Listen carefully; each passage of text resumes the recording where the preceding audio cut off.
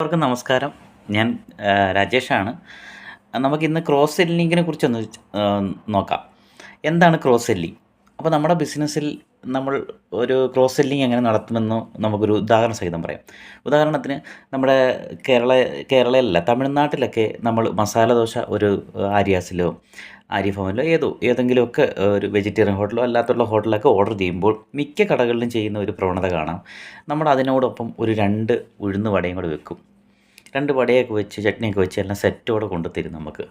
അതിൽ ഏകദേശം ഒരു ദിവസം ഒരു കടയിൽ ഒരു 100 കസ്റ്റമറിനെങ്കിലും അങ്ങനെ മസാല ദോശ ഓർഡർ ചെയ്യുമ്പോൾ 2 വട വെച്ച് കൊടുക്കുമ്പോൾ 80 പേര് 80 പേരും വേണ്ട എന്ന് പറയില്ല, കഴിവതും കഴിക്കും. മാക്സിമം ഒരു 20 പേരായിരിക്കും ചിലപ്പോൾ വേണ്ട ഈ വട നിങ്ങളെടുത്തോ എന്ന് പറയുന്നത്. അങ്ങനെയാണ് ഒഴിവാക്കുന്നത്. അങ്ങനെ വെച്ച് കണക്ക് കൂട്ടുമ്പം ഒരു ദിവസം ആ കടയിൽ 100 മസാല ദോശ വിൽക്കുന്ന ഒരു കടയിൽ അന്നേ ദിവസം 80 പേർക്ക് 2 വട വെച്ച് കൊടുക്കുമ്പോൾ ഏകദേശം 160 വടയാണ് അവിടെ സെല്ലിങ് നടക്കുന്നത്. അതാണ് ക്രോസ് പ്രൊഡക്റ്റ്.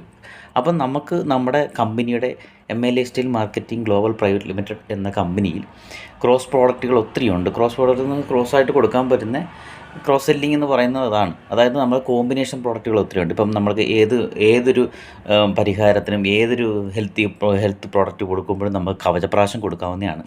നമ്മുടെ ഓണാനോണിൻ്റെ ആയുഷ് മന്ത്രാലയത്തിൻ്റെ സർട്ടിഫിക്കറ്റുള്ള കവചപ്രാശം നമുക്ക് കോമൺ ആയിട്ട് കൊടുക്കാൻ പറ്റും. അങ്ങനെ ഒത്തിരി കോമ്പിനേഷനുകൾ നമ്മൾ പഠിച്ചു വെച്ചിട്ട് നമ്മൾ ഒരു പ്രോഡക്റ്റ് കൊടുക്കുമ്പോൾ അതിനോടൊപ്പം അതിൻ്റെ കോമ്പിനേഷൻ പ്രോഡക്റ്റൂടെ കൊടുക്കുമ്പോൾ അവർക്ക് ആവശ്യമുള്ളത് ചിലപ്പോൾ ഒരു അലർജി സംബന്ധമായിട്ടുള്ള ആൻറ്റി അലർജി ആയിരിക്കും, അല്ലെങ്കിൽ ബ്ലഡ് പ്യൂരിഫയർ ആയിരിക്കും. അതിനോടൊപ്പം നമുക്ക് കവചപ്രാശം സജസ്റ്റ് ചെയ്യാം.